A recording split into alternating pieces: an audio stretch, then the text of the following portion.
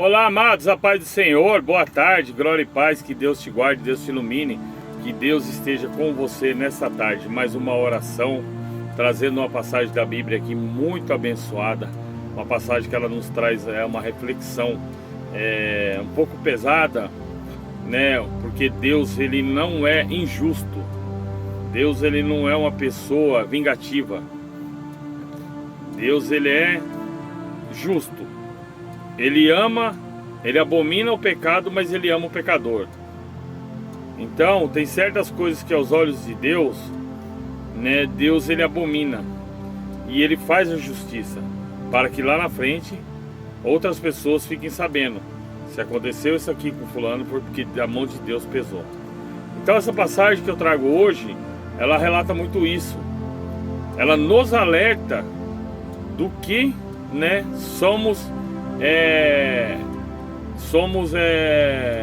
temos a tendência a passar por isso, né? Se fizermos tais coisas. Então, somos sujeitos a passar por isso que eu queria dizer. Então, fica o alerta na nossa vida, né? Que Deus, ele abomina o pecado, mas ele ama o pecador. Só que se cometermos certos pecados, a espada de Deus, ela vai estar na nossa vida. Deus não livrou nem seu filho da morte. Quando Jesus Cristo, ele falou para Deus: se possível, aparta de mim este cálice. Deus não respondeu nada para ele, Deus ficou em silêncio, né? E o que Jesus interpretou? Que seja feita a sua vontade, Pai. O silêncio disse. Então, a gente não acha nós meros mortais que o Senhor, ele vai aliviar para nós. De alguma maneira vai vir.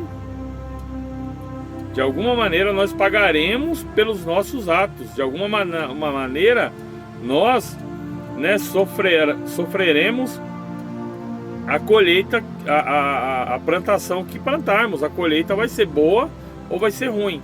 Então essa passagem que eu quero deixar hoje para vocês, ela vai muito nos abrir os olhos, né, e colocarmos, né, diante do que é Deus. Deus, ele não é uma pessoa vingativa. Deus, ele não é um ser que ele cria raiva da gente. Não, ele é justo. Ele é justo e soberano. As coisas dele são sim, sim e não, não. Se você não andar certo, pode ter certeza. Eu estava comentando hoje mais cedo com um amigo, ele é cristão também, que pessoas que zombaram de Deus, que passaram, né, umas morreram, outras passaram por momentos difíceis com acidente, ficaram vegetando até morrer. Então não adianta brincar com Deus ou fazer o que não agrada a Deus, desobedecer aquilo que Deus tem para você, vai te acarretar consequências. Amém? Amados, antes de estar fazendo a leitura, gostaria de pedir a você que ainda não é meu inscrito, se inscreva no canal, clique na palavra se inscrever que está em vermelho, clique no sininho, clique na palavra todas. Assim, toda vez que eu colocar um conteúdo, automaticamente já será direcionado até você. Juntos vamos estar levando a palavra do Senhor. Peço também que você compartilhe com seus amigos, com seus familiares, né? Vamos levar o nome de Deus adiante. Vamos levar para todos a palavra de Deus, porque a palavra de Deus nunca é demais. Sempre é bem-vinda uma palavra de Deus e ela chega sempre na hora que estamos precisando. Para você que está comigo no TikTok, clica aí em me seguir, clica no gostei, no coraçãozinho e vamos juntos também levar essa palavra, amém? E o Senhor enviou a Natã a Davi, e entrando ele a Davi disse: havia numa cidade 2 homens, um rico e outro pobre. O rico tinha muitíssimas ovelhas e vacas, mas o pobre não tinha coisa nenhuma, senão uma pequena cordeira que comprara e criara, e a ela havia crescido com ele e com seus filhos. Igualmente do seu bocado comia, e do seu copo bebia, e dormia em seu regaço, e tinha como filha. E vindo um viajante, o homem rico deixou a este de tomar das suas ovelhas e 2 vacas para guisar para o viajante que viera a ele, e tomou a cordeira do homem pobre e preparou para o homem que vieram a ele. Ou seja, amado, aqui nesse trechinho está falando que existe um homem rico e um homem pobre, né? E o homem rico, né, veio com o viajante e ele quis oferecer um almoço. Só que em vez dele tomar da sua criação de ovelha e das suas criações de vaca, ele tomou do homem pobre. Tomou a ovelha do homem pobre para oferecer de comida ao homem rico, ao viajante, perdão. Então o furor de Davi se acendeu em grande maneira contra aquele homem, e disse Natã: vive o Senhor, que é digno de morte. Digno de morte é o homem que fez isso. E pela cordeira tornará de dar quadruplicado, porque fez tal coisas, porque não se compadeceu. Então disse a Natã Davi: tu és o homem, assim diz o Senhor, Deus de Israel: eu te ungi rei de Israel, e te livrei das mãos de Saul, e te dei casa do teu senhor, e as mulheres de teu senhor, e o teu seio eu também te dei, e a casa de Israel e de Judá. E se isto é pouco, mais te acrescentaria tais coisas. Porque, pois, desprezaste a palavra do Senhor, fazendo mal diante dos meus olhos? A Urias, o Eteu, feriste a espada, e a sua mulher tomaste por sua mulher, e mataste com espada dos filhos de Amon. Agora, pois, não se apartará a espada jamais da tua casa, porquanto me desprezaste e tomaste a mulher de Urias, o Eteu, para que te seja por mulher, para que seja sua mulher, no caso, né? Assim diz o Senhor: eis que suscitarei da tua mesma casa um mal sobre ti. Tomarei as tuas mulheres, perante os teus olhos eu darei aos teus próximos, o qual deitará com tuas mulheres perante esse sol, porque tu fizeste em oculto, mas eu farei a esses negócios perante todo o Israel, perante o sol. Então disse a Davi a Natã: pequei contra o Senhor. E disse Natã a Davi: também o Senhor transpassou o teu pecado e não morrerás. Todavia, porquanto com este feito deste lugar de sobremaneira, a que os inimigos do Senhor não blasfemem, também o filho que nasceu certamente te morrerá. Amém? Então, ou seja, Davi cometeu pecado, como todos sabem, com a mulher de Urias. E o que aconteceu? A mulher de Urias ficou grávida. Davi tentou fazer de todas as maneiras com que Urias deitasse com sua mulher, para dizer que o filho era de Urias. Mas Urias era um servo muito obediente, ele ficava vigilante com Davi, né, contra os inimigos. O que Davi, né, tramou na sua cabeça? O inimigo apoderou-se de Davi, colocou Urias na frente das batalhas. Urias era um forte combatedor, ele era uma pessoa, um bom combatente. Ele foi ganhando, e aí um dos mensageiros chegava a Davi e falou: ele ganhou.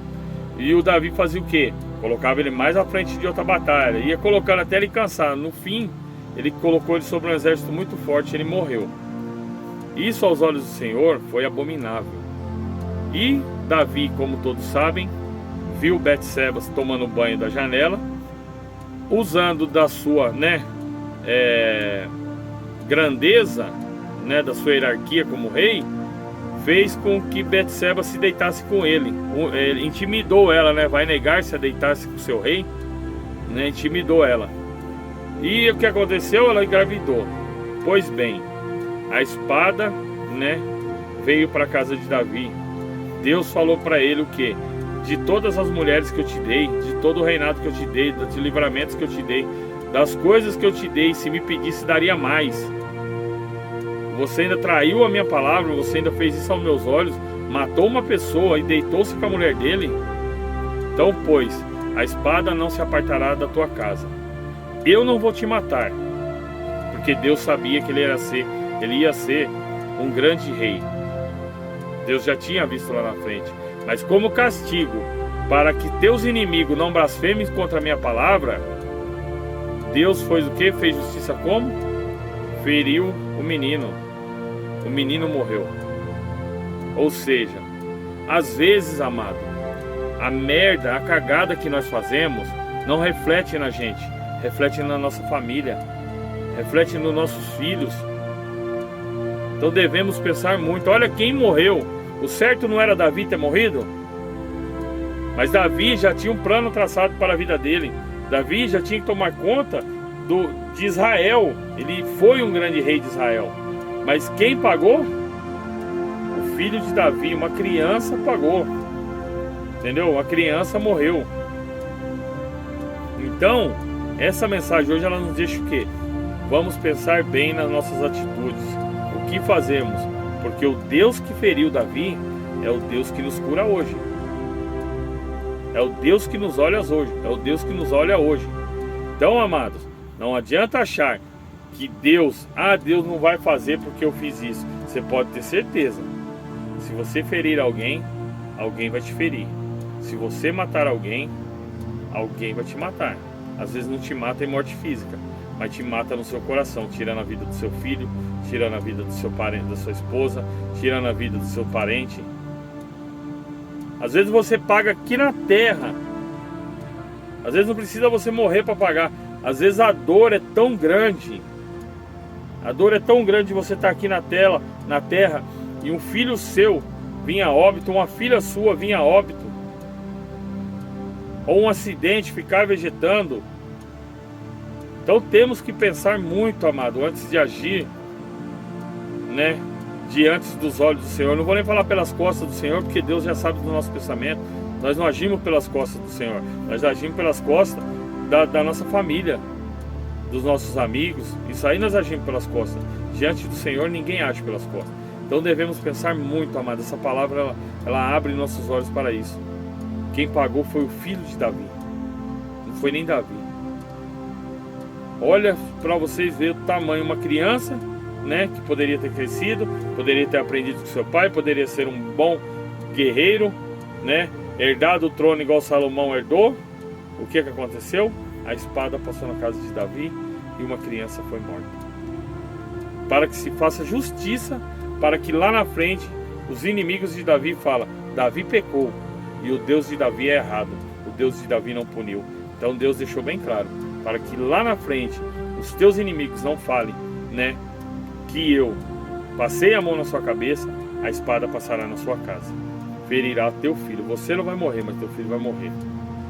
Então, amados, vamos pensar nisso, porque às vezes para nós o que vai vir não é a dor, não é a morte. Pior que a morte é a dor de perder alguém. Amém? Então essa foi a mensagem que Deus me pediu para deixar nessa tarde. Eu estava programando outra mensagem, mas Deus veio através de uma mensagem que eu ouvi. Deus me colocou esse versículo. Que você possa ter um ótimo final de tarde.